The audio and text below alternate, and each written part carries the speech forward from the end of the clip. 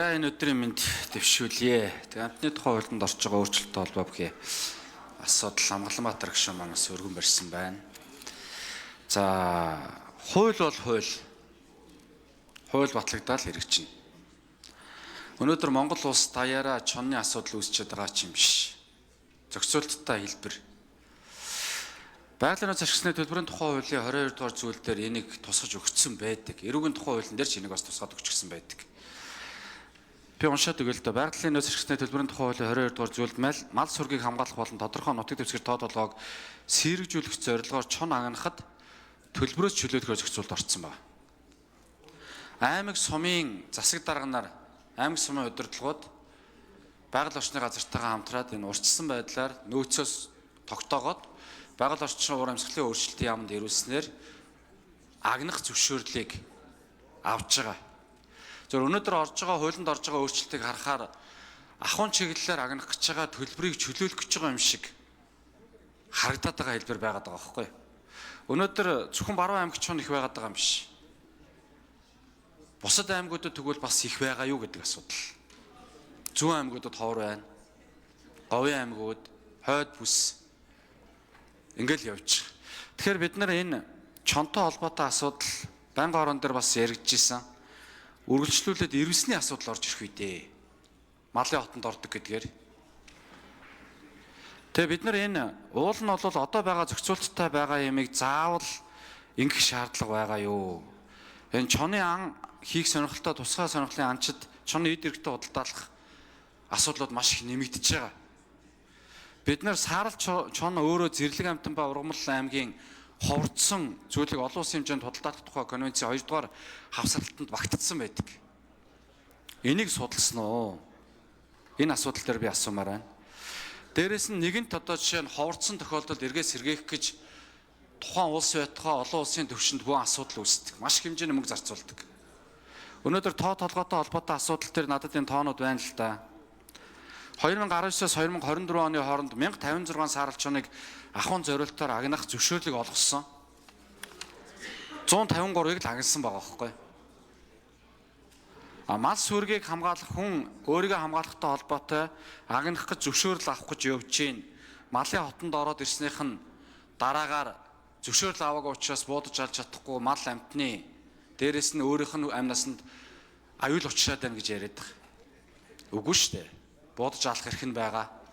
Ямар ч асуудал байхгүй. Бүр төлбөрийг хангалтын уулчих хэвээр асуудал. Малчид амнаас мал сүргэн хамгаалах зорилгоор гэдэг дээр хариултаа явж байгаа мал эсвэл малчны хот руу дайрж байгаа чоныг агнсан тохиолдолд зөвшөөрөл авахгүй гэж ойлгуулж байгаа. Тэгвэл тухайд үүссэн нөхцөл байдлыг нотлох мэдээллийн сангийн бүртгэлийг хэрхэн хамруулах вэ? Мэдээллийн сангийн бүртгэл тодорхой бусаас шалтгаалтай дараа дараагийн асуудлууд үүсдэг.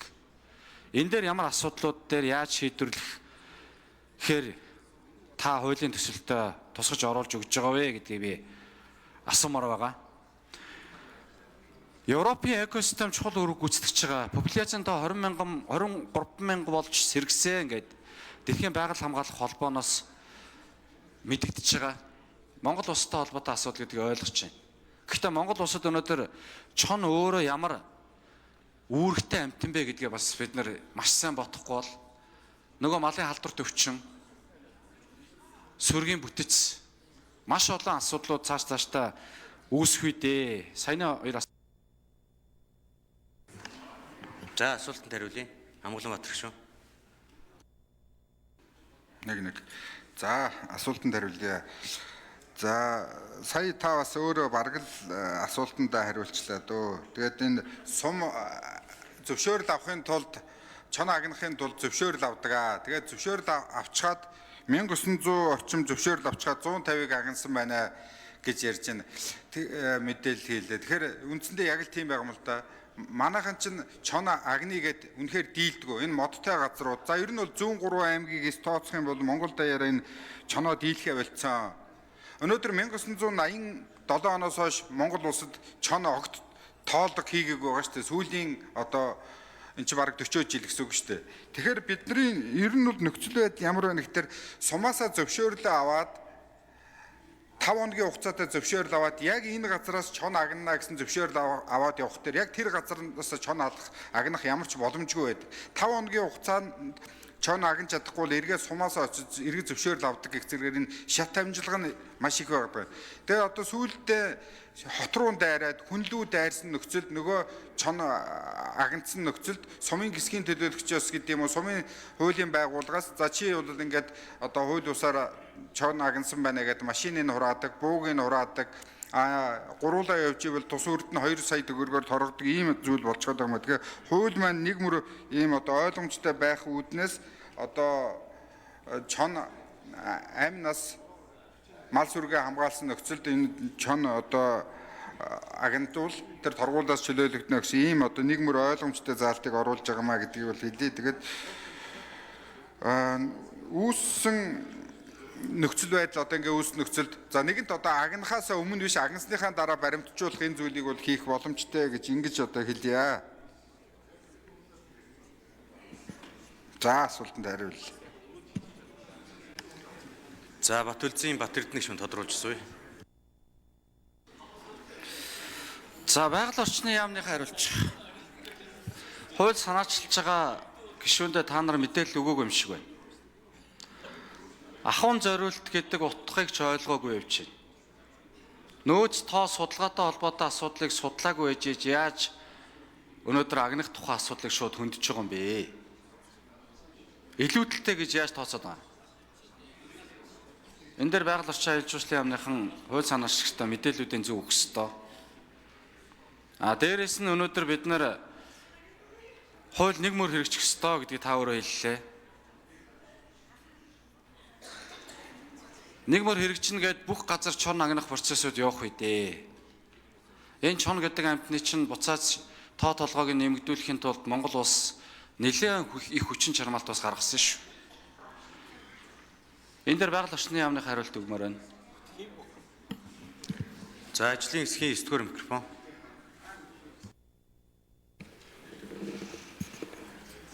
За байгаль орчин уур амьсгалын өөрчлөлтийн яамны байгалийн нөөцийн хамтын менежментийн хэлтсийн дарга цогцоохон Батэрдэн гишүүний тодруулгад хариулт өгье.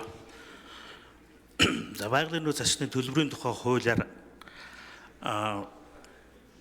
амтан агнсан барьсан төлбөрийн тодорхой хувийг байгаль орчныг хамгаалах нөхөн зэрэг арга хэмжээнд зарцуулах энэ заалттай. За тэр хуулийн дагуу зарцуулах арга хэмжээнд одоо энэ биологийн олон янз байдлын тархац нөөцийн судалгаа орох ёстой юм. За энэ дээр манай аймгийн засаг дарганаар санаачлаад энэ асуудлаа тавиад за тэгээ байгаль орчин уур амьсгалын өөрчлөлтийн яамд хүсэлт төрүүлсэн тохиолдолд бид нар тэр квотыг судалгааны дүнг үндэслэх квот тогтоодог. Харамсалтай нь энэ ажил Архангаа, Дархан бол Хинти гэсэн 3 аймагт л хийгдсэн байгаа.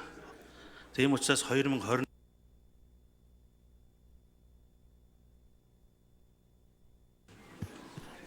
За Батүлзийн Батэрдний гишүүн дахин тодруулжсан.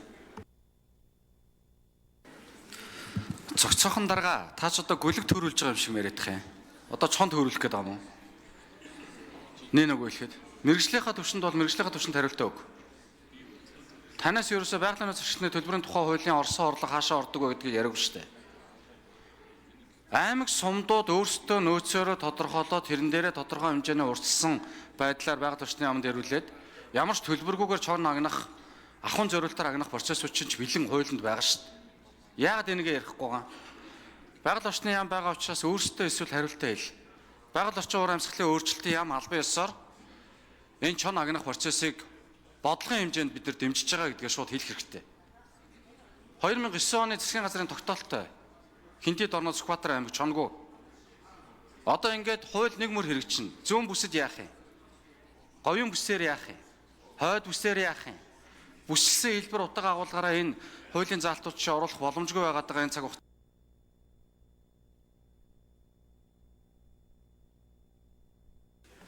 За Амгаланбаатар гишүүн хариулт өгье. За Батэрдэн гишүүний асуултанд хариулъя. За ер нь бол өнөөдрөөс яагаад Монголд энэ зүүн аймагуудад чон ингэж цөөрсөн бэ гэдгийг бас ингээд судлаад үзэхэд хил дээр чон одоо хууль усаар гардаг өндөр үнэтэй байдаг нэг чон 2 сая орчим төгрөг ийм одоо хил дээр зарагддаг.